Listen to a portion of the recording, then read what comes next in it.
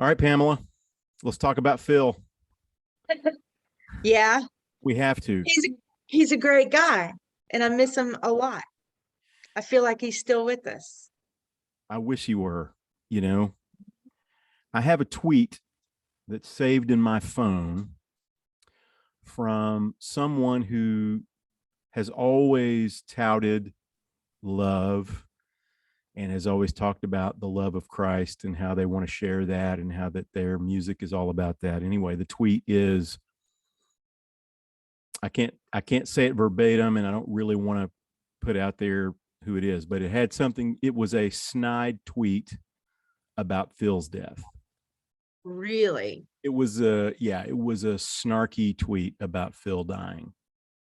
And I just think look, there's a lot to talk about there, right? Phil was right in the heat. He was right in the teeth of the COVID controversy and he ended up dying. I mean, right in the middle of all that.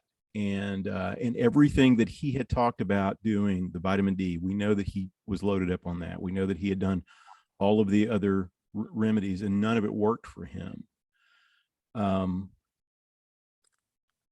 Talking to his son, and so I sang at his funeral. You were there, or his life celebration, I guess is what they Right. call it now. Yeah, yeah. Well, I sang it actually at the graveside service. Oh my So gosh. that was that. Did you not know that? I didn't go to there. I didn't go there. I thought that was kind of Yeah. just a wow. So yeah, Well, so you it went was. out It with him. was just family Wow. and Johnny B and his wife, and I was there. Yeah. And so Susan asked me to sing, and that was hard.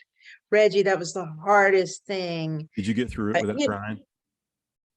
I started to crack up a little, Yeah. and I sang "It Is Well with My Soul." That's what Mm, Susan wanted me to sing, yeah. and so that was hard. That was sorry, I didn't mean to go off on a tangent there, but that No. was really difficult because here I am standing right beside the casket. Now I'm gonna cry, Yeah. where my friend is. That this was very unexpected, and we kept praying and praying that the outcome would be different, and it wasn't. Yeah. And I'm looking dead straight at the family, and that was difficult. That was probably one of the hardest things I've ever had to do. I've sung at my grandparents' funeral, but they were elderly, and Right.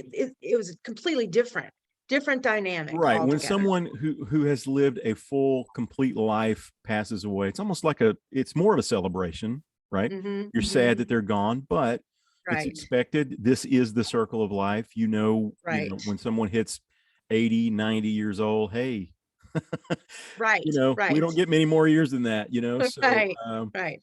my grandmother was 92 when she passed away, and we wept, but at the same time, it was like, man, I don't know how much better you can do it.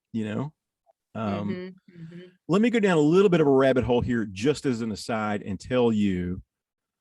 I don't know if I've ever told you this, but I'm going to tell you this on the podcast so that the whole world will know this. Okay. You are one of the best singers I've ever heard in my life. You have got an amazing singing voice. And I don't know if anybody knows that. I don't know if everybody knows that, but they should know that. You sang one night at a At party a party. that I we were both, remember the yeah, night. that I'm we were about to both, cry. You're yeah, we making were me both tear invited up. to. And Yeah. I remember you getting up and starting to sing, and my wife and I were there, and I'm like, Londa, do you hear her? She's like, oh my God. And so Saying anyway, Orphans of God was the Orphans of song. God, which is, yes, an amazing song that our dear friend Joel Lindsay wrote with another dear friend, Twyla Yeah, Labar, McBride.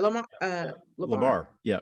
Yeah, I yeah. started to say Twyla McBride. I don't know why, but Well, anyway, thank you. Oh, well, so thank you. Thank you. so it was, so okay, so we sang Phil's thing, and it was so, I don't know if you felt this way, and I don't know if you're still feeling this way, or the people at the radio station. It was very awkward, and the reason it was awkward, first of all, I felt horrible for Susan and the boys. I mean, just they were so debonair through the whole thing. That's the only word I can come up with. Just classy and Very above it classy. all, and you know what I mean.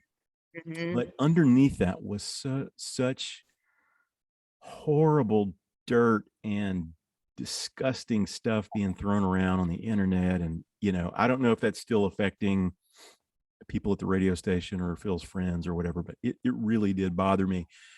But there again, that was the business Phil was in. I think that was the thing that got me. It was like, man, he died right on the battlefield. You know what I mean? Right. It was like right Good point. there on the Yeah. battlefield. Yeah. Yeah. He really did. But I got to tell you though, Reggie, I've never experienced that kind of hate before in my life. Yeah. That there was some viciousness, vicious, nasty people that came out of the woodwork that didn't even know Phil, didn't know our radio station, didn't know Nashville. All they knew is what was being spouted nationally about Right. COVID Right. and about, quote, COVID deniers Right. and anti-vaxxers, which Which was he all was a not lie. either of those Yeah, things. Right. right. I Either think of those things. that's the thing that bothered me the most. It's like, I listened to Phil every day. Yeah. Phil was a big champion of mine. Whenever Phil would say, a friend of mine just texted me and said, blah, blah, blah, that was me. Yeah. Because I would go on my walk and listen to Phil, and I would text him funny things, throughout. So I listened Sure. to him. I mean, look, you and I work in the world of talent, and we know that there are people out there who are really well intentioned, but they just don't have the talent, right? There are people, in my business who just desperately want to sing, or they desperately want to write. And it's like, I don't ever want to discourage anybody, but sometimes it's like, you just want to pull them aside and say, listen, dude, this is not your gift. Yeah. Yeah. You have one, but this isn't it, This isn't it. But Yeah. when you listen to Phil, he had that kind of Rush Limbaugh, Howard Stern radio talent, where it's like, I can't stop listening to this guy. I disagree with everything he just said, but I can't stop Right. listening, Right. And I liked his laid back, cool. When I say cool, I don't mean cold. I mean, he was hip, cool Right. demeanor, and even if he disagreed with you, he would still treat you with respect. Yeah. Until that moment that you crossed the line and wasn't respecting him, then he'd let you have it. Then he was like a comedian tearing down a heckler. Right, You know what I mean? exactly. It was like, okay, dude. Yeah, very much so. You have very sidestepped so. the business of this so far, but now you're about to get the business in. Yeah, now you're about to get the biz. Well, so he is greatly missed. Look, and I am still struggling with it, Reggie. Here's the truth. I'm still struggling with it. And part of the reason, and this is not a secret, part of the reason why I decided to resign, from my daily routine in talk radio was because I was faced every day with, you're not Phil. And it was no one's fault. It's no one's fault. It's just, you're not Phil. Phil is gone. This really sucks. And because he's dead. Yeah, I'm just going to use the words, because he's dead. He's gone. And COVID ripped him from us. And I'm angry, and it's nobody's fault here, but I can't continue to be okay in my headspace if I have to live this every single dang day. Right. And so I needed a break. And so I've stepped away. I've stepped away now. It's been about 4 weeks or so. And I just need to get in a better headspace. I'm struggling with my faith. I'm struggling with a lot of stuff right now. And so, and I'm struggling with humanity. There were some really ugly people that showed their ass during that time. And I'm struggling with that too, to realize that, okay, God loves them too. I don't know how, but God loves them too. And anyway, so that's kind of where I am.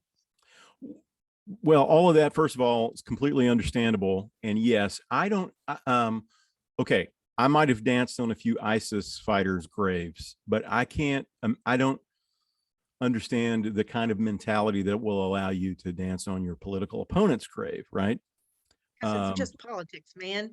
And also, I'll tell you this, like, I think, okay, Elizabeth Warren has actually created agencies. Without going into the details, I've written about this in my blog extensively. That woman actually hurt my family with things she's written, like definitely hurt my family, like serious things that I couldn't make happen because of something. And I didn't know who she was at the time. My banker, And it was her. and it was her. My banker said, "Well, we've got Didn't this know that. new thing that came down from this Senator Elizabeth Warren, and but when Elizabeth Warren dies, I won't be dancing on her grave. I probably Right. will just withhold my tongue, or just hold my Right. tongue. You know what I mean? Just, hey, you know what? This is because somebody loves that woman, right? Right. Right. She Um, has family members. she's got People, there are kids. She's family got, members that love her. that's right. Yeah. And at the end of the day, look, I think she's wrong. I think she thinks she's right. I don't think Elizabeth Warren is out intentionally trying to hurt me. And I think that's just the way I look at it. I definitely think she's wrong. I think she's done some things. I know she's done some specific things that hurt my family at a specific time. We won't go any further than that. But I don't pray for her death, and I don't know. I think if people make politics their God, and the state their religion, or the state their God and politics their religion, then all bets are off for them. My blog today was called Untouchable, and it's about that. Once you find yourself in the blessed space, right? Yeah. Where the national or the global narrative or whatever has blessed your group and has said, you're untouchable. You can't be racist because you're a certain race. You can't be sexist because you're a certain sex. You know what I mean? Right. You're untouchable. That is the most dangerous thing that can happen to a group of people. Look, this happened to Christians, right? It's an arrogance. There's an arrogance with it. Yes. There's pride with it that yeah, you're in a dangerous spot at that point. Yeah, And I so, agree with you. And then you can think to yourself, well, thank God Phil Valentine, Rush Limbaugh, these guys died. I mean, I just, it's like, I don't know. That is kind of something beyond me. I'm going to tell this. You won't bring it up because you have too much class, but I'm going to tell this.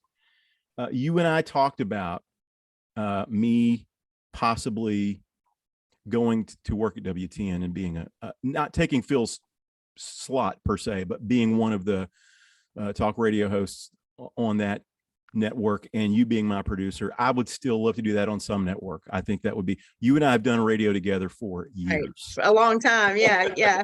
And you believed in me way back. Well, yeah. it always works. Like every time we're kind of one banana, two banana, like it always worked. Yeah. And I thank God the show we did where I called for the beheading of someone never made it. Was before social media. It was a complete joke.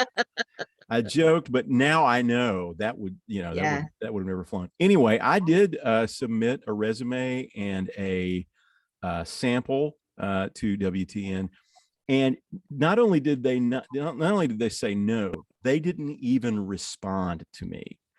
So I'm so sorry. I'm so sorry about that. I thought after I performed at their flagship, I've done all these things for, mainly for Phil. Like I was at his 50th birthday party and at it's some celebration. 20th anniversary. Yes. I thought, I think they'll at least respond to me. They know who I am. They didn't even respond. So, isn't it the same way that happens not only in the radio business, it happens in the music business? Oh, that's all it is. I've got this song. Just if you would just listen, and they don't even respond to you. They don't even say thanks for your submission, but we're not going to listen to this. Here, you can have it back. Yeah, it and then they hug you at parties. Yeah, I can't tell you how many. Reg, how you doing, man? It's like, dude, you never got back to me. It's one thing I will tell you this. One of the things I try to do, I'm not always great at it, and some things get lost in junk mail, and but I have really tried to, if somebody texts me, emails me, calls me, reaches out in any space where I've got a place to reach out to, I try to get back to them as soon as possible, even if it's bad news. Yeah. Even Yeah. if it's just, hey, I'm having a rough week. Let me try to get back to you by Friday or whatever. Yeah. Or next week, or yeah. Just people's time, I think we should respect. Yes. Now, look, and I'm sure you get this, but I get a ton of instant message kind of things through Right. Facebook, through Twitter, and all that kind of stuff. And I can't respond to all of them. I would spend too much time.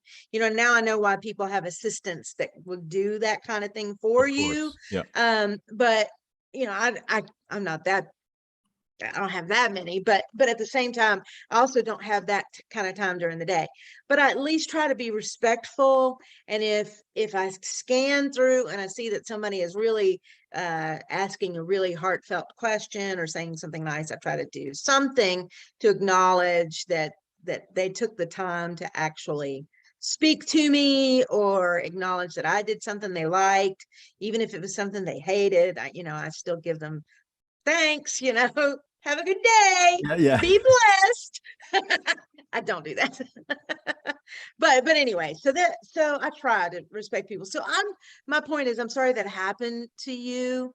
I know that a lot of people, wanted their own show. Heck, I wanted my own show, and it didn't happen, and that's okay. Because I got to tell you, I decided to take a break, and that was the best decision for me. Yeah. Was to take a break. And so, with you, maybe this is the next step. Maybe you're Nashville's Joe Rogan and beyond. Who knows? Well, look, and I've told you this before. I mean, none of this is my dream. This isn't anything I ever aspired to. I don't, I've never aspired to be Rush Limbaugh, Joe Rogan, any of that stuff. But I do have an audience, and Right. and I think I've kind of taken the blog about as far as I can go without the next step being a podcast. Mm-hmm. Well, and I got to tell you, and I love radio, and that. I'm a radio girl, 100% through and through. I'm all about it. But I have to start thinking about tomorrow and 10 years from now. So 10 years from now, will your son be listening to the radio? And the answer is no. Nobody will. He doesn't now. Yeah, he doesn't now. I think some old school folks will still be listening to the radio. And when there is an emergency, a local emergency, right. That's the first place you go. Now, maybe in 10 years, we can figure out how that can also be with, our phones or our computers or Alexa or what have you. But right now that's not possible, because if electricity is out, that kind of thing. But emergencies, people go there. I had an opportunity to speak to some students at David Lipscomb University. They were taking a audio storytelling class, and so they wanted to tour a radio station. So Demetria Kaladimos actually teaches the class, and so she brought them over, and so we sat there and talked for a little bit. And I asked all of them, do any of you listen to the radio? And they are all, young 20 somethings, right? None of them listen to the radio. Right. None of them. So when they start to grow up and have kids of their own, and they're not going to turn to the radio. So what are they listening to? They're listening to podcasts. Right. They're watching audio presentations and that sort of thing. So my advice to them, and I would say this to you, I would say this to anybody starting a podcast. I haven't started a podcast. Who knows? I might start a podcast. But my advice would be, learn the tricks of the trade. There are still tricks in radio broadcasting that have worked since the 1920s that people are still doing today, that I would incorporate if you're going to do a podcast. Because regardless, it's disseminating information and ideas and being entertaining while you do it. Well, I was going to say, there are rules to entertainment, right?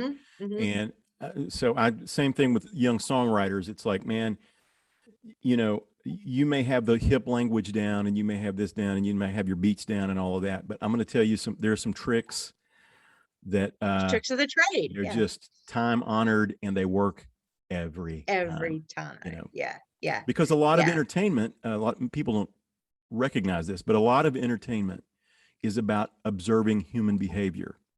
Mm. And my dad is still a minister, but was a traveling evangelist. And even in the 70s, I remember my father talking about, he did extensive research on the human attention Yes. span. Yeah. And that if something different doesn't happen every minute and 30 seconds, you lose them. Something, some physical movement, some turn of phrase, and you use that in change of cadence. Yeah. Exactly. Yeah. So it's the difference in, man, I just sat through a 45-minute speech that was the worst thing I've ever heard, or I just sat through a 45-minute speech and it was like the guy was only talking for 5 minutes. Right. It's the difference. It's entertainment, right? And so I would say ministers really good ministers have the corner market on all of that, because they do take you on a roller coaster ride. They start with this, and then they make you laugh, and then they make you think, and then they make you, that all this in, that time span, and you walk away going, well, I don't even know what just happened. Well, that's the same in radio. That's the same with podcasts, successful podcasts. Right. That is the same in spoken word, audio, comedy routines, and then, like you said, with songs, it takes you on a journey. Yeah. With whatever that lyric is. It's got even an if arc. It's just we're telling a story here. Yeah. It's as trite exactly. as it sounds. We're telling a story, and and even if it's a fun story, something, you ain't nothing but a hound dog crying all the time. Right. I mean, that's what that was. The warden threw a party at the county jail. Do you understand what I'm saying here? The prison man was there, and they began to wail. It was Jailhouse Rock. Exactly. Okay. So it's all these tricks. It works for all genres, of entertainment. Yeah. Yes. Even at a cocktail party, the guy who's the center of attention, who can tell a good story, right? Yeah. And you don't get weighed down in all the weird details. It's like, let's stay in the lane here. To the chase. Yeah. Okay. We're going to talk now about I want to wrap Phil up, but it goes to our ordeal with COVID, the world's ordeal with COVID. And kind of this tribalism thing that I think is why Phil's death, I don't want to call it tragic, but it just the way it all happened in the heat of that moment. And I was talking to his son, and he said, the doctor said that if this had been the first variant, he would have actually made the right decision in not getting the vaccine. Like he would have totally kicked the first variant, but the Delta variant was so mean and so nasty. I think we got sideways on information and in how we dealt with that information. I had COVID. I had a really bad case of it. It almost killed me. I had COVID. You had it, and it almost killed you. And after I recovered and the vaccines were available, I had a long text exchange with my doctor, the doctor who basically saved my life. And he said, it wouldn't be a horrible thing to get the vaccine. He said, you'll get some hybrid immunity. And this guy's an ER doctor. And he's like, I'm watching people die every day. And so while I am squarely on the side of freedom, I'm squarely on the side of make your own choice, make your own decisions. I think, and you and I had a text exchange about this, the minute I publicized, and I didn't like put the stupid circle around my face on Facebook. I mean, I wasn't going to do that, but I did write about it. And I was honest with my readers and my followers. I did get the vaccine, and it wasn't because, I'm trying to, be, I'm trying to do my part. Do your part. Yeah. It was like, it wasn't any of that self-important BS. It was simply My daughter and I had real bad reactions to it. I took the vaccine to see what my reaction would be to that, to see if we wanted to give it to her. And anybody that, for those of you who don't know, I've got a daughter with a severe disability, nonverbal, and all of that. So my wife and my son were around it, swimming in it, never got it. And we got them vaccinated. They never got it. They never got any of the variants, nothing. They just never got it. And I'm literally making my son a sandwich, coughing on his sandwich. And he's like, he And he doesn't still didn't get it. Yeah. So, it was a real confusing virus, and it just got so political so fast. And if you were on this side, then you believed this, and if you're this side, you don't wear a mask, and blah blah blah blah blah. And you and I both got hate mail from both sides once we got the vaccine. Oh my gosh. I got raked over the coals by conservatives. Right. Because of my decision. And I held out for a very long time. I did too. Because I felt like I had the natural immunity. That's right. And all of that. So, but Phil. Right. And so it was probably about a week after he was buried.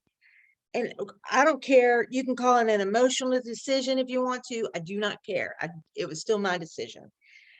And I decided to go ahead and get vaccinated just because because Delta was still out there. My variant was not Delta. Right. And so if Delta is still out there, it killed Phil. If it killed him, it sure as heck was going to kill me if it got me. Right. Because I was not, and still am not, in the same health condition that Phil is in. So, well, and you were compromised big time by the virus. Oh my gosh. I mean, I still, even now, I have some symptoms that I don't know that I'm ever going to get rid of. The cognitive things. The brain fog is maddening.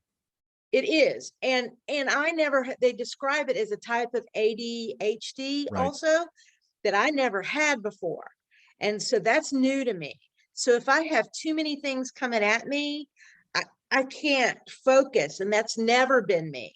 Yeah. I could still be able to juggle all that. Now it's like, okay, hold up, give me one at a time, or I'm not going to be able to decipher anything. Sometimes I can't think of words. I'll Pamela, be in the middle of a conversation. Yeah, I make a living with words, and there are times when I'm literally thinking of the word whatever, concern. You know what I mean? Like the word I'm looking for starts with a C. It is.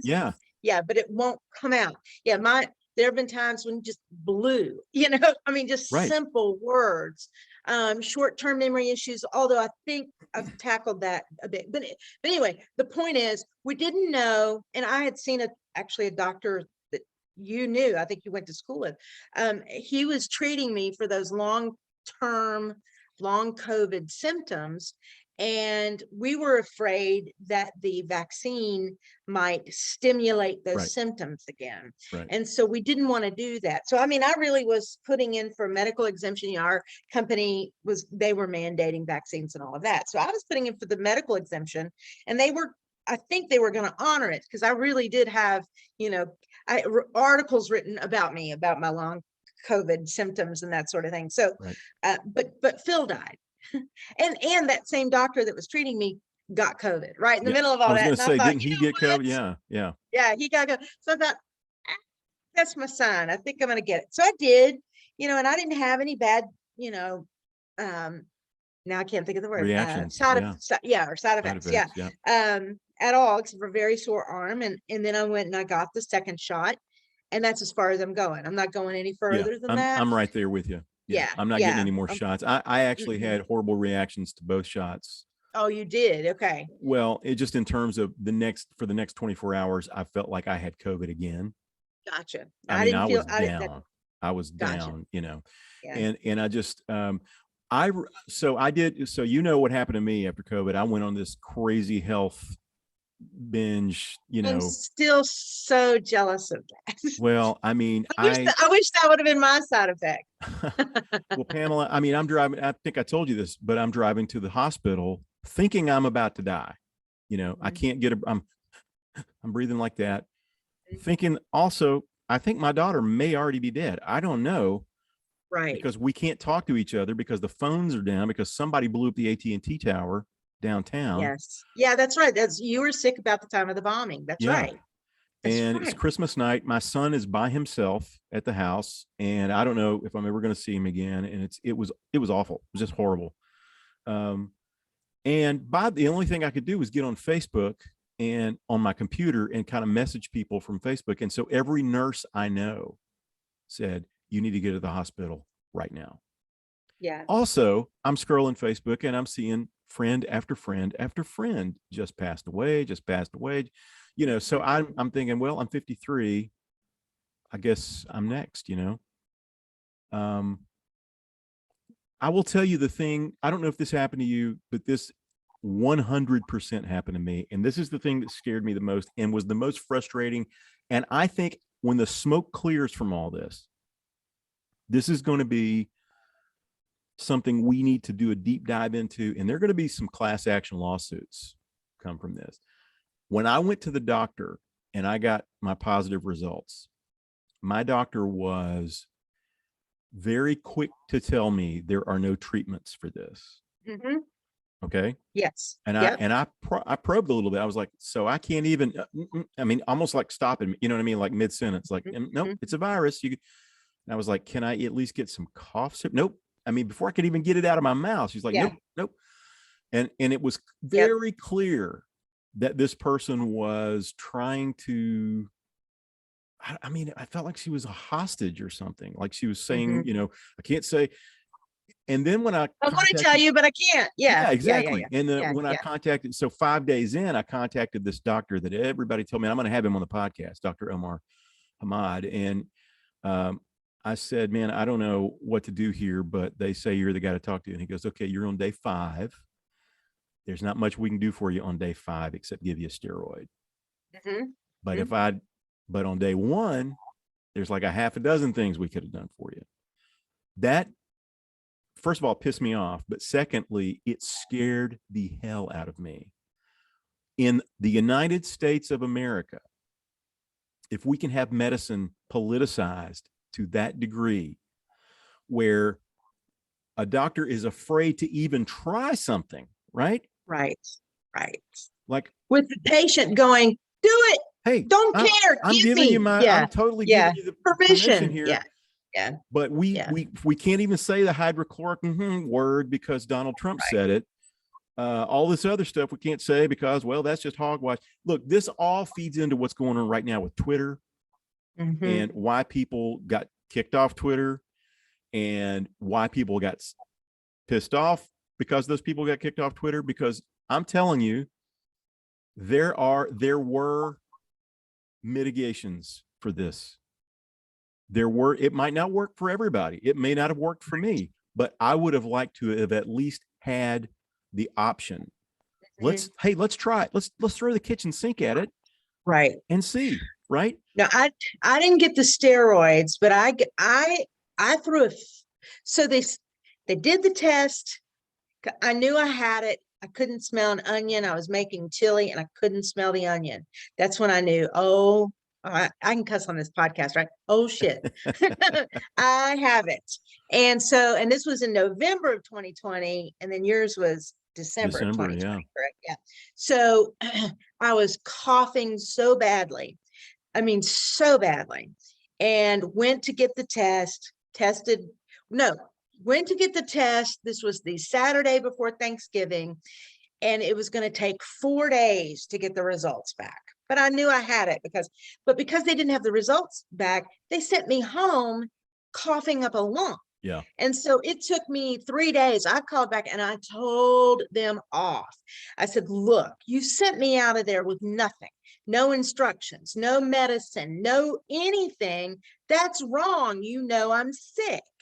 I know you've got a lot of people coming in and out of here, but why are you sending me home with nothing when I'm sick?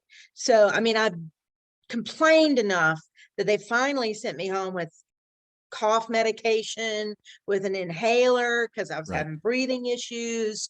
You know, I went by the drugstore myself and bought one of those. What are those things called where you breathe into it and the little balls go up Yeah. to keep your It's not a lungs clear?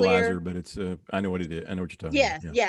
yeah. So I did that. No, pneumonia patients do Right. that. I did that to try to keep my lungs clear, and I'm glad I did because it ended up being pneumonia. But anyway, so I understand, yeah, your frustration too, because they sent you out of there with nothing when Well, they and knew they I could have. and Yeah, it's like if you're overworked, I mean, listen, I'm completely sympathetic to that. And if there really is no treatment for this, I'm sympathetic to that. But it's like I'm hearing all this stuff, like maybe there is, and from doctors, from actual doctors who are like, no, there's a few things you could try. And then you hear right, some doctors are like, well, I've had 300 patients that I've treated and it's all been fine. right, right. Um, so what happened to me after it took me 3 months to get to the point where I could walk up and down the house without having to sit down for an hour. Right. Oh, And yeah. I got so pissed off about all of it that I just decided, okay, I don't know how healthy I can get at 54, but I'm getting ready to find out. And I just stopped drinking and I got, really serious about my diet and really serious about my exercise. I lost 60 pounds. And I mean, in no time. well, it took a couple of months, maybe 3 months, Um, But that's pretty it significant in three was, months. but man, so Yolanda the much of it is same, right? water weight, Pam. Yeah, Especially if yeah, you're a drinker, you're yeah, holding yeah. there's probably a third of that is water weight. But But Yolanda did it too. yeah, she actually started the keto thing. Now you met me the week after I came off that big 8-week cleanse that I did, where I did Mhm. nothing but When vegetable I juice first met you years and years ago. years and Yeah, years ago. So you know that my wife and I have been through every health thing you can go through. We've done every yeah. diet you can do. We've done every, and the only, With the extremes. oh my Yeah, gosh, the extreme no, ones, and yeah, yeah. the thing about us is we don't do it kind of like we don't do Hmm. anything kind of. You're all Um, in. we are all in or no in, Yeah, or not yeah. in. And so, but the one thing we never really did was keto because we kind of thought we knew what keto, oh, it's just Atkins. It's just a variation of Atkins. And that's true. That's kind of true. But More I did, to it. Yeah. there's more to it. And she had some friends in New Jersey that were doing it. And this is funny. They were following this podcast of this doctor, this keto guru. And I was just trying to get just kind of health and workout Mhm. information. I wanted to do some different with my workouts. And so I'm just on YouTube, like, okay, I know I need to quit. So I'm going to quit drinking. So that's that.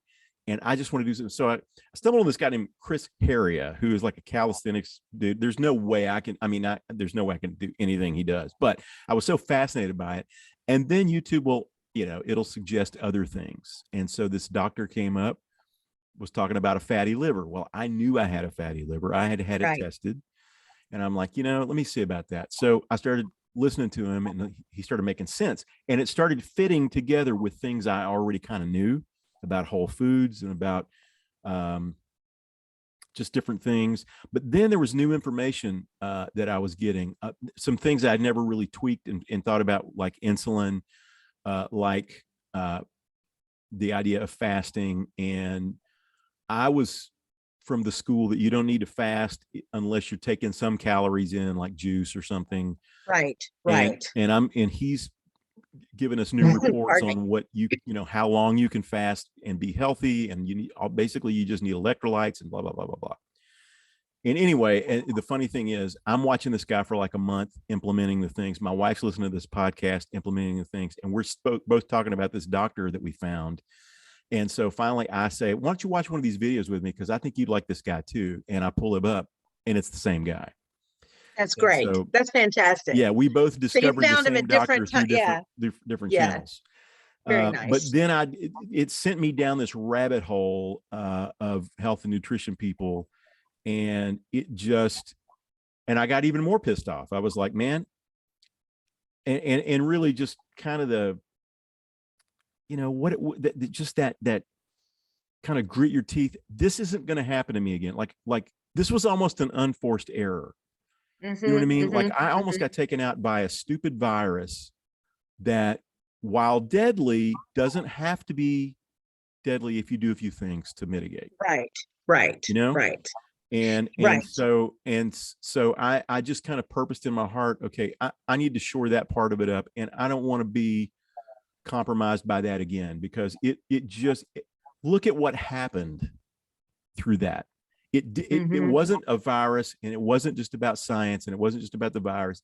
It became everything. It became political. It changed a president of the United States. It changed, you know, platforms, and platforms sprang up and they got taken down. All of this was kind of intertwined with COVID. This is what Phil's death was, and the reaction to it was about. And this is what people sending us nasty emails on both sides was about. And science then gets lost in all that. Health and science gets lost in all that, and you have to like pick a side for some weird reason. Before I got the vaccine, I went and read 4 different reports, one from Israel, one from the UK, one from India, and one from here in the United States, on hybrid immunity and what happens to you if you've had the virus, then you get the vaccine, and all of that stuff. Talked about it with my doctor. Okay, that's the way we should be approaching health, right? Not this guy who runs this government agency told me to do this, so if you don't do it, you're endangering the lives of everybody around you because the government told you to do it. And, and so that isn't science. That's compliance. That is, oh, I love that. That should be a hashtag. But here's the thing. Today, the Dr. Fauci, the White House czar, whatever, on COVID, came out and said, or was it yesterday, that the pandemic is over. Yeah. Well, yeah, no kidding. It's been over for a while, friend. Well, isn't that the government to know something like 6 months after it's already happened? Yeah, the last to know. We literally just got our COVID tests in the mail a month ago. You know what I mean? Our government issued COVID tests. Yes. We're like looking at them like, what is this? Are these bell bottoms? What was this? This is like a members only jacket now, Well, so he said that today, but then he said these words, and at this point moving forward, everyone should just do what's best for the individual, and do a risk assessment. And I'm going, that's what we have said from the beginning. That's exactly right. That's what everybody should have been doing from the beginning. And herd immunity, all of that. I believe in all of that. We could have been over with this a long time ago. I mean, I hate to say it, and it's not that I wanted us to all go have a big chickenpox party, but one of the things that about viruses, if the science is still the way it was when I was in 7th grade, and it is, they just spread. And there's almost no way to keep them from spreading if you're going to keep society running. And we tried to shut it down, and you can't. You can't. I mean, you can't if you're going to eat, if you're going to live, if your water is going to stay on, if your electricity is going to stay. Somebody has to go to work at some point. You know what I mean? Everybody can't just stay in their little mole hole. And we're saying all of this. The minute one person goes to work, it spreads. So, and we're saying this with people we love dearly dying from COVID, but the truth is, had more people gotten the virus in the beginning and gone through all the phases, we could have gotten to this place where the variants that we have now are, it's more like a cold, a little cough and a cold. And if you're immune compromised, you're the ones that need to stay away from people for a while, which is what it was supposed to be in the very, very beginning. Right. So had we could have gotten to this place faster. There are exceptions to the rule, and I think Phil Valentine was that exception, because Phil was in incredibly good health. Yeah. Phil was not eating sugar. Phil was not, you know what I mean? His vitamin D levels were high. So something, just Delta was just that vicious. and Well, and there's it got evidence got that his the lungs. vaccines probably caused Delta. You know what I mean? That quick of a response to that virus made that virus mutate harder, faster, stronger, and that may have caused Delta. We might not have seen a Delta without the vaccines. Now, Mm, does that mean you don't do them? I don't think so. no, no, I think you no. do them. Um, and am I glad I got the vaccine? You know, this is what I've told people. I'm not glad I got it. I'm not sad I got it. I'm angry that I had to get it. Had to get it. You know, I'm angry that we all got put in this position in the first place. I'm angry that a virus that was clearly monkeyed with, No pun. you know Yeah, what I yeah, yeah, mean? yeah, yeah, yeah, Was yeah. clearly like messed around with somewhere, got out. They always get out. Does nobody watch movies? You know what I mean? Does Look, I lived in Atlanta for a while, and I can't tell you the times I would do news stories where they had a breach at the CDC, of which is supposed to course. be a level 4, and they've had a breach, and so they want people to stay away from the area for a while till they, clean up the breach. The breach. It's like, what could it be? This is a level 4 biolab. This could be bad, all the time. So it Look, if happened there you are sometimes. a scientist and you go, hey, we've got this thing we're working on that disintegrates people with green eyes. It's so cool. It's very dangerous, but there's no way it'll get out. If you go to work in that every day, you are an imbecile. You have Yeah, lost yeah, your yeah, mind. It's getting out, and we're going to watch people with green eyes go up in smoke at some point. yeah, You yeah. know, these things get out. And anyway, that just made me angry. It made me angry that I had to get it. And then it made me angry that if I got it, people were going to be pissed. If I didn't get it, people were going to be pissed. And it's like, man, this isn't what this is supposed to be. This is not what, we turned a pandemic into other things. We turned it into things that was never A whole supposed lot to of be. other things. Yeah. And so now for me, you're talking about the anger. So now for me, I'm dealing with anger. Right. I'm dealing with I'm mad. And I don't want to be mad. And I don't want to dislike human beings, but I dislike a lot of human beings right now. And even people that I know mean well, but if I hear one more person, and I don't mean any disrespect, who contacts me and says, did Phil, was he taking ivermectin? Because ivermectin would have saved him. And I want to punch him in the Right. face. And first of He all, were was, you by the listening to way. the show? Yes, he was taking it, Yep. and steroids and all that. Well, did they put him on remdesivir? Because that Yes. probably killed him. I mean, I look, enough. He's gone. So Right. what does it matter really at this point? That's number one. And then number two, I know the family's probably dealing with this, but I think about, the monoclonal antibodies weren't a thing Right. until about 2 weeks after he Yeah. got it. Right. And I'm thinking, man, if it had just been, we had doctors calling the station going, man, we need to get monoclonal antibodies to him, but he had it for too long. So, he had already been, he'd had it for like 4 or 5 days, and you got to get it very early. So there's all those things where you just get angry. And I, well, God, why did this happen this way to somebody who he loved his family first and foremost. He loved those sons. He loved his job. He loved his platform, but that was not the number one thing in his life. And so, here's this really good human being that I called my friend, and he's gone, and he didn't have to be gone. And so and then for me, I'm struggling with my faith right now. That really is true. And I've been at lower places, Reggie. You know that. I mean, 8 years ago, I was a pretty broken woman. I was pretty broken, and I'm not anymore. But now I question God. For a minute there, I was even questioning the existence. And I'm not going to lie.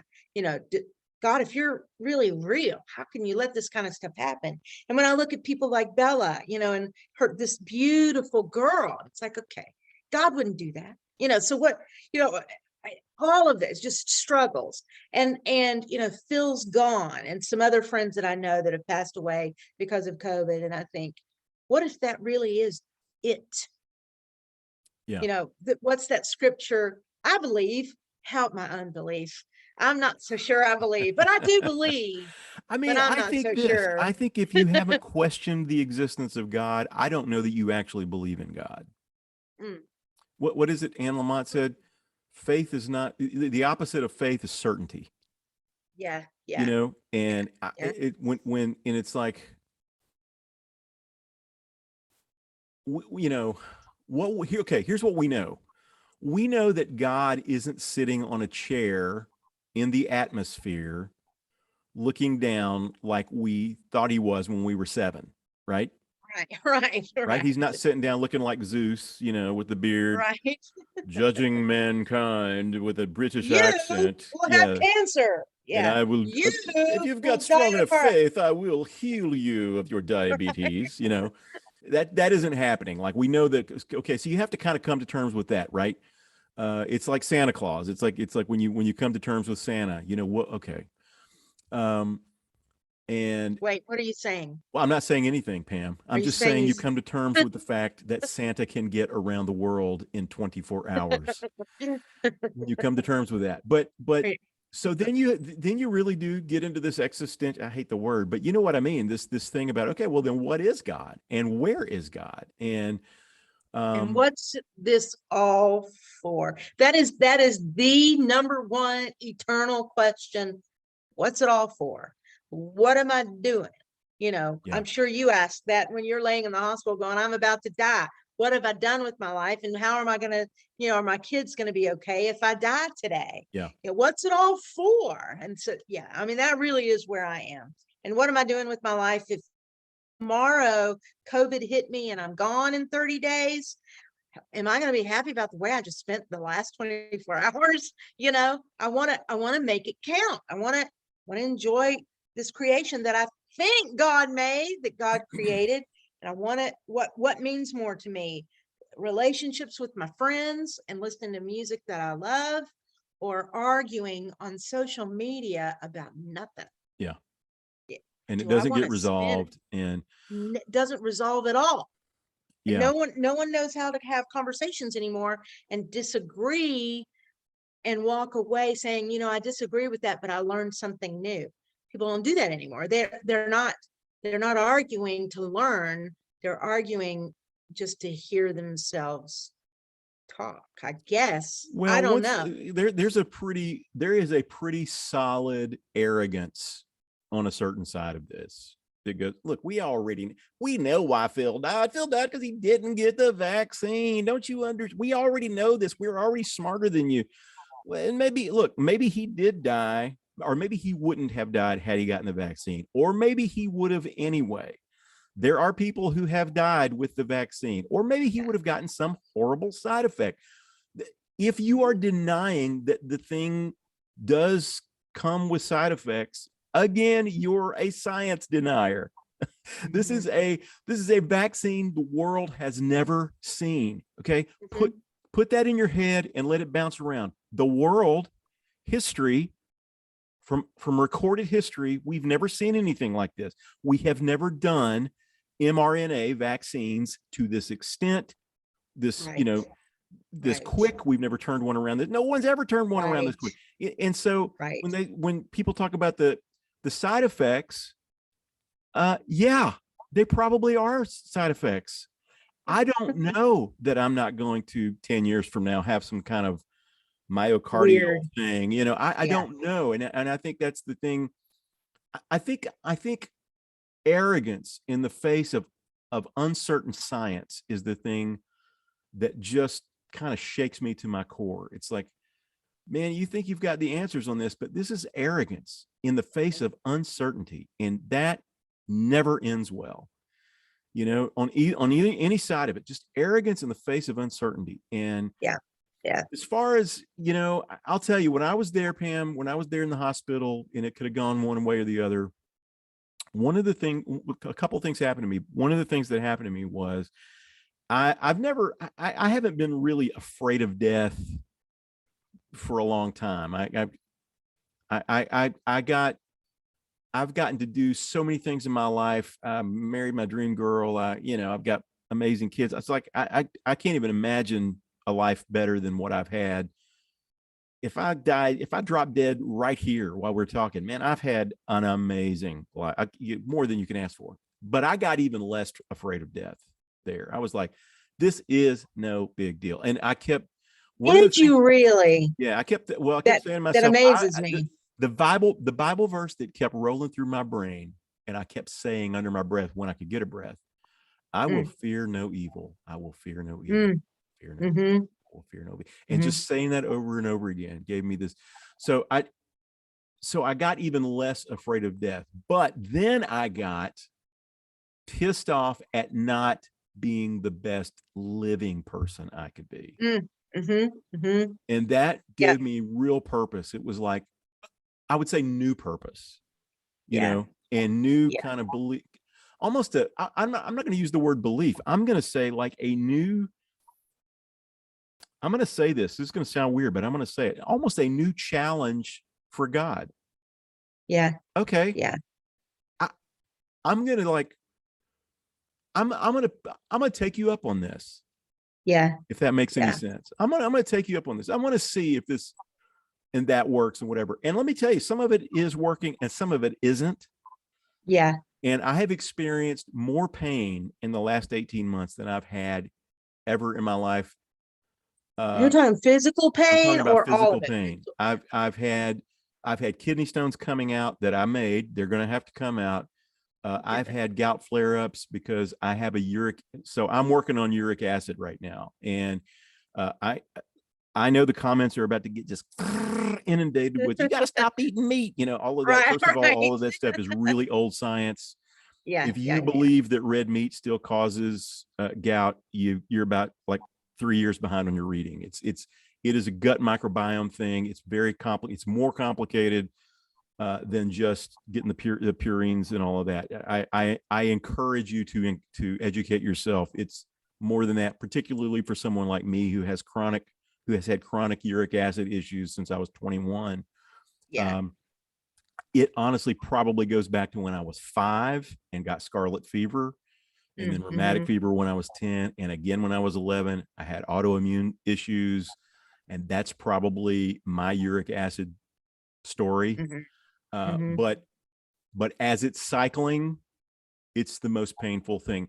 And then I broke my arm, and so I Yeah, had on top of all of that. on Yeah, top of all of yeah. that, I had a broken arm and then gout flares. I mean, it just the last week in particular has been so painful that I just can't even describe it. On the other hand, other parts of my life, they're better than they've ever been, and it's like, I don't know. I don't know what the answer is for you. I don't know that the answer is an answer. Right. Does So, that I make mean, sense? it does. So for me, stepping away from everyday work and for anybody that's watching this, I want to make sure it's clear. Well, obviously I left on good terms. I've been filling in, at WTN this week, for Just when you and think you're so out, they pull me back in. So I've been enjoying that. But once that's over, I mean, I've only been gone for what, about 4 weeks maybe, and so 3 weeks.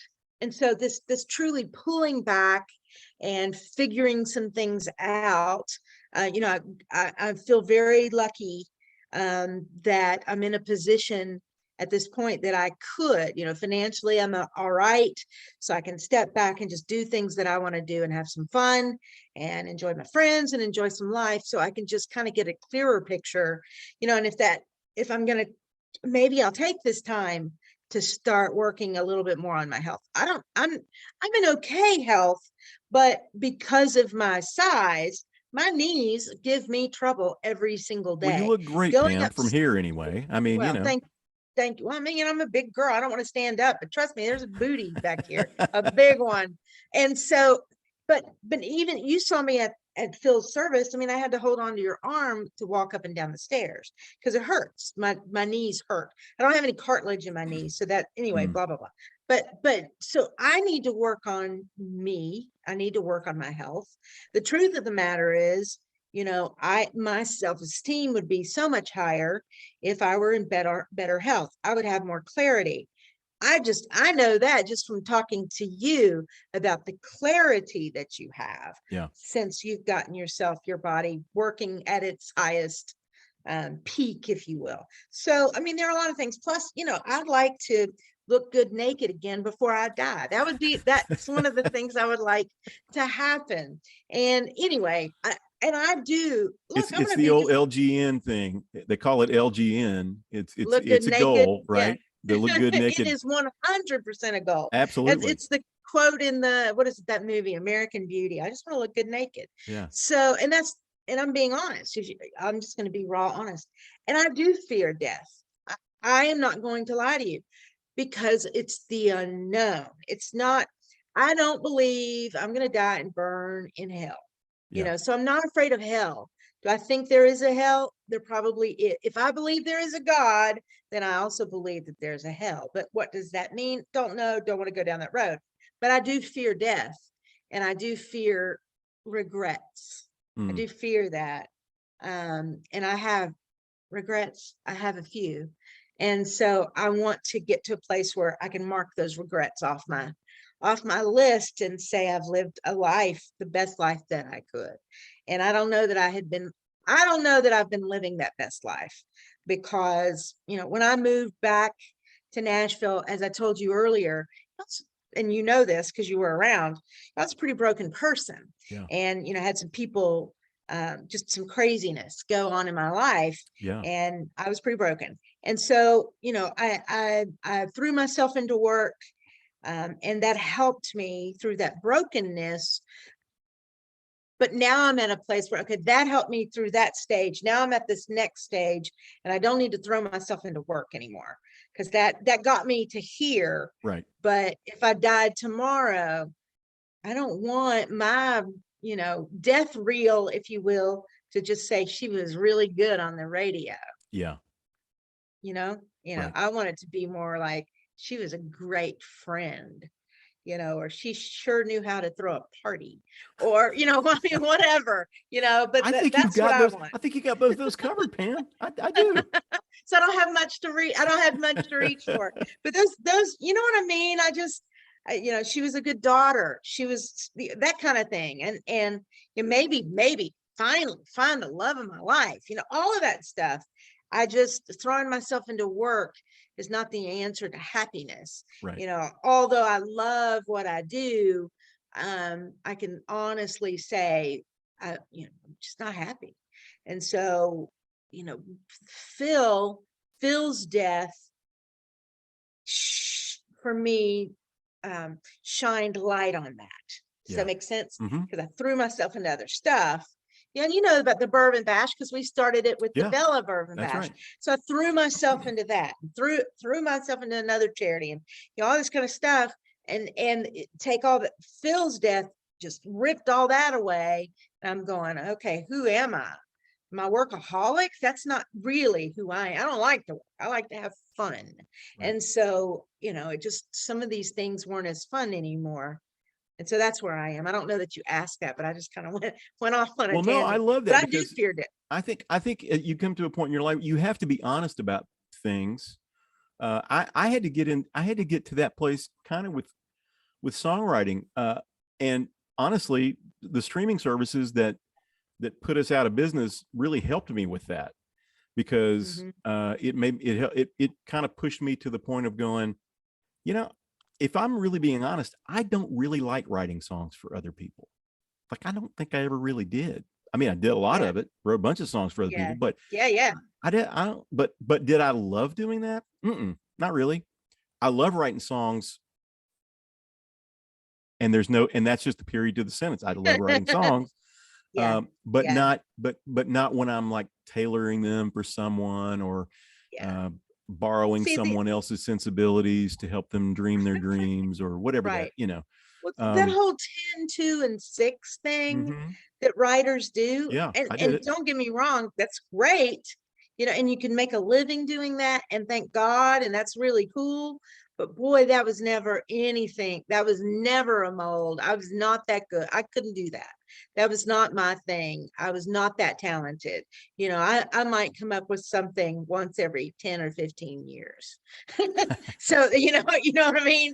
So the 10, Well, 2, and 4, listen, it's a six or muscle that whatever. you build. You know, Sure. nobody's that good when they start, and then you get Yeah. thrown into those rooms. And I'm going to tell you something. A lot of times, especially when it's a three-way or right or a four-way, these Yeah. days it's like five, six people. But I know. if Who's there's making any money on that? I know Nobody. nobody.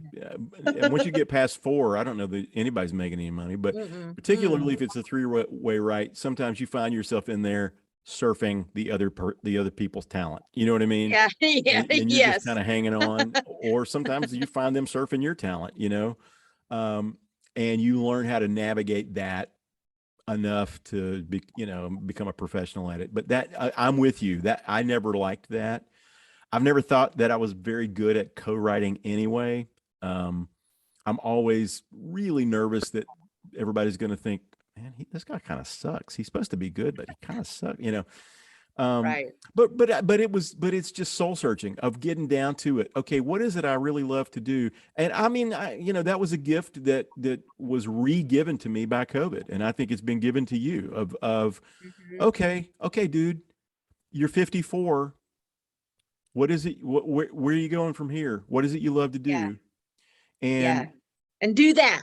and do And that. do that. And what is Yeah. it you think, what do you think's important? And I wanted you are my first podcast. Okay, I've tried to do this 3 or 4 times. Yeah. I've And been involved in it a couple yeah, of we times. tried to do it a few times and it just it hasn't been. I don't know if it's timing or me or it's all of it. But I just know I just this time it was like, okay, look, man, just set the thing up and talk to people who you think people need to hear. You're one of those people. You're my first podcast.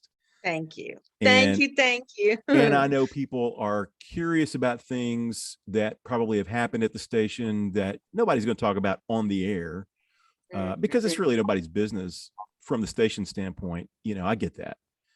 Yeah. But I But wanted to yeah, have you and on I to don't, just talk about what you're but doing, where you are, when I don't know, so people watching this, there's probably a lot of people that don't know WTN and the history of WTN Right. and all of that, and Phil Valentine, and look it up, Google it. But I knew Phil years ago, and so and I worked with him years ago. I was his assistant program director at a radio station here, another talk station here, and we just hit it off. And Johnny B. I love Johnny Yeah, B. me too. And so and then I met you, that's about the same time I think I met you. I met you at I met you after 9/11, right? Yeah. Because we had a conversation in a mutual friend's living room. Yeah, it was 20 years We ago. started talking, yeah, we started Yeah. talking about 9/11 And you were and how the blonde, world was and I started calling you not Blondie. blonde. Never been blonde. I'm a You were redhead. blonde. Strawberry blonde. Well, strawberry blonde. And I called you Probably Blondie. lighter than, yeah, Yeah. lighter than this. But you've always called me Blondie. But we hit it off. You always felt like a brother to me. I mean, from that moment Yeah. on, we were fast friends, fast friends. And so yeah, you've done radio shows that I've done throughout the years. Thank you, sir. And then you wanted to start doing some podcasts, which I believed in the written blogs that you've had. You write some things and make me think about things that I never would have thought of. The way you twist a thing, an idea, a story, you dive deeper. That's what I did like about Phil too. That's what he Yeah. did. He would dive a little deeper and make you think about things that you might not have thought of before. And so, I think people need to hear what you have to say. I think people are interested in what you have to say. The question is, how do you stand out, among 1.5 million podcasts Yeah. that are out there. Everybody's got one. Who knows? Who Yeah. knows? Well, But I'm doing it by wearing a suit and tie, Pam. well, I mean, I'm How gonna many tell you, podcasters dress up to go to work? You know what I'm saying? that's the first question. And how many times have we seen Regie Hamm in a suit and a tie? Not I mean, much. that was the first thing that I noticed. What is Right? this? Did you even wear it to the funeral? Yeah. Yeah, I did. Okay, I couldn't remember. Oh, no. I mean, I wore a jacket, didn't but I think. wore a black t-shirt under it, which is Yeah, kind of that's what standard I fare. If thought. I'm playing, I try to be, Cool. comfortable. A Yeah, little yeah. cool But and I a little didn't think it comfortable. was a Yeah. tie. I didn't think it was a Yeah. tie. No, I your music is always great. Aren't you doing a new record? I am. I mean, I've written it. I have a 20 song record written, and Nice. You're I have Prince. no You got money it in the to vault. record it.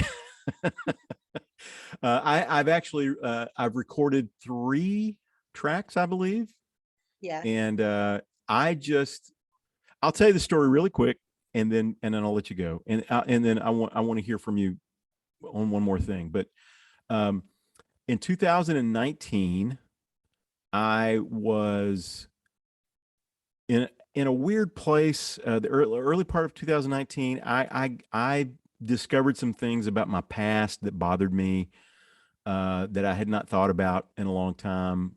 Realized that there was probably some abuse in my life that hadn't been recognizing, kind of related to music and my reason for doing music and all of that. It's Okay. kind of a long story. I don't really want to get into it, but anyway, I was on the block, meaning I was out of a deal. I was kind of looking for whatever the next thing was going to be. Went to a meeting with a famous friend of mine, and we talked about the possibility of me signing. And I left the meeting just nauseous, just sick to my stomach. I just don't want to do this anymore. And did I ever want to do this? And you know what I mean? Mm-hmm. Right. Kind of what you're talking about now, just, and you start rolling down the hill backwards. That's the problem. And then is everything I've done a fraud? Have I, Wow. have I, Yes. is Yes. all of this was built. Chance Scoggins said something to me one time, and it just blew my mind. And I started thinking about this.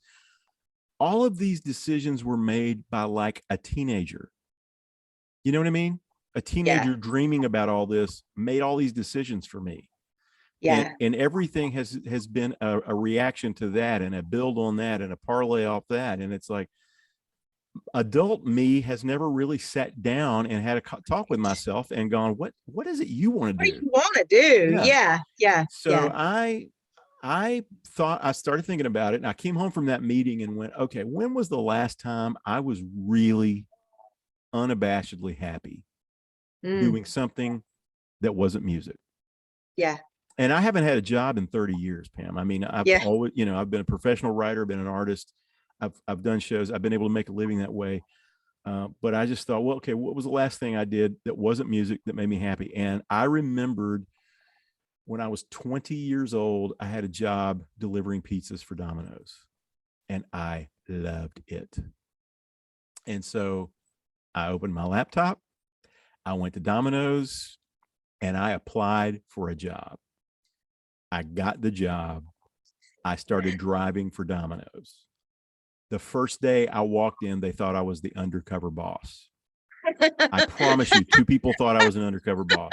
That is fantastic. Yeah. This 50-year-old guy and then when they started, and then they, and I was just quiet. I didn't talk about I mean, that's kind of the way I am, believe it or not, normally anyway. I'm not like Mr. Friends at work and all. I just do the thing and do your thing. Yeah. But people found out who I was. They Googled me. Finally the manager comes up to me and he's like, "Hey, can I ask you a question?" I'm like, "Sure." He goes, "Why the hell are you here?" And I said, "Man, it's complicated." But I said, "I'm here to deliver pizzas. Let's go." And I'm going to tell you something. I was great. I was a great employee. I kept that store spotless. I was like the number one employee. They asked me to be a manager the second week I was there. I started coming up with ideas for marketing ideas. Right, right. I was like, I need to talk to corporate about this. I got into it, man. I was loving it. But something was happening. I would go out and deliver these pizzas, and these songs would show up in my head completely unannounced, completely unsolicited, and they would just show up complete in form and just say, "Hey, man, Hello. I'm a song," and I would like, and I'm Yeah. like, "Damn you," Excuse me, I'd like your attention, please. all Yeah. summer, I delivered pizzas and wrote songs and cried and drove around and sobbed and it was a grieving process, but it was this kind of new, I don't know what it was. And it was me not just closing that part of my brain, closing the business part of my brain. Let's put it Right. that way. Right. The commerce part, the ambitious part, whatever that thing Right. does that Right. infuses into the music part. And it was just the music part. And it was just the Just songwriting the part. music. And Yeah. lines would show up. Oh, this line would be great. And I would just tap it into my phone and go on and here's your pizza, sir. And loved it.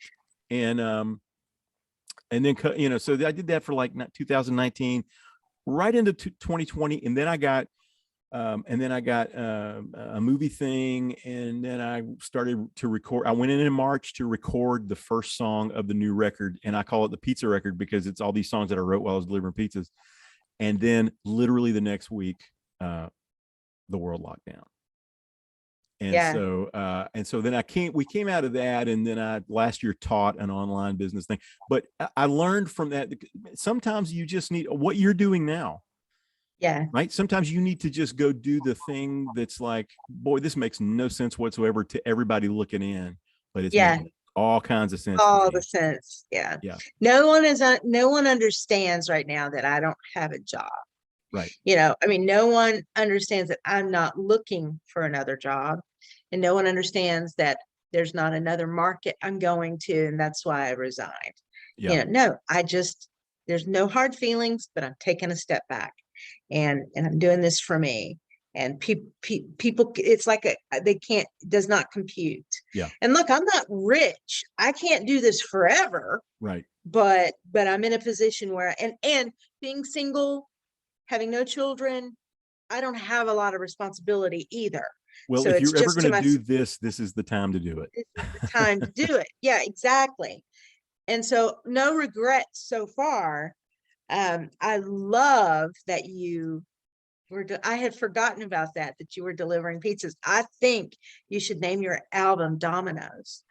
I may do something like I think you that. should It name it was funny Dominoes. when I finally had to leave. I told my manager who that by that time was a different person, a female. They rotate managers like crazy. But I said, I hate to tell you this, but I think I have to go back to work. And she just started laughing. She goes, I said, I can't really make enough money to justify doing this, but I sure do love doing this. But I think I got to go back to work. Got to go back to the real because world. that's how it felt. It was like, man, that was kind of like my refuge. I could get away in my car all day, and what was that movie? Office Space, where the guy decided to get out of the bump and the grind, if you will, and he went and dug ditches and was a much happier person at the end. Yeah. Did you remember that movie? I remember the think it was movie, but I Office didn't see it. Space. But that makes all Yeah. kinds of sense to me, Yeah, yeah. At the very end of it, that's what he ended up doing, was just happy, just a happy human. I think that has something to do with God. If you're looking for bits and pieces, I'll tell you, I don't think it comes in one big flash. I do think it comes in a mosaic. I think it comes in bits and pieces, and a little bit here and a little bit there. And all of a sudden you start putting stuff together and going, wait a minute. Yeah. There's a big plan here, Yeah. Yeah. And here's what I know. This is what's so silly. Even though I say I am struggling with my faith, the truth is I'm seeking, right?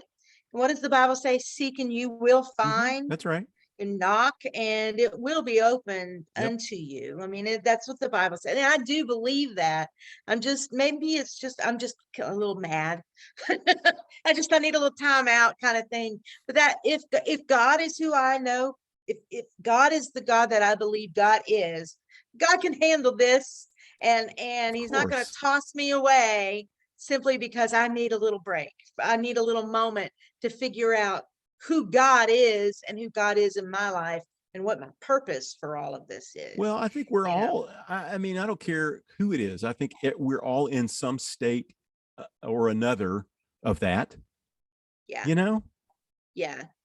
I don't, Yeah, I do. I mean, again, I go back to the certainty thing. It's like, man, with all of it, any kind of arrogance in the face of uncertainty is that's when I want to kind of get away from that person. You know, it's like, man, this isn't going to be good for you.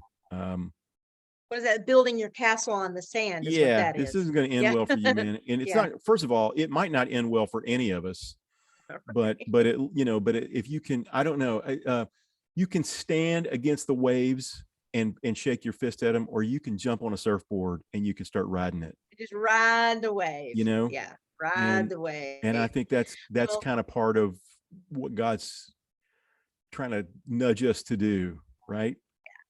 ride the wave. Ride You're the right. wave. You're right. Um, I just I'm looking forward to enjoying the wave instead of going, oh my God, there's a wave coming. There's a wave coming. Yeah, I'm looking forward to riding it. Pamela, thank you for doing this. I appreciate it. Of course, I'll do it again. Just ask me. Well, I'll have you on again and we'll keep up with you. There's lots of people out there I know who want to, want to keep up with what you're doing, how you're doing. And so come here anytime. You're always welcome. You got it. All right. Bye. Talk to you.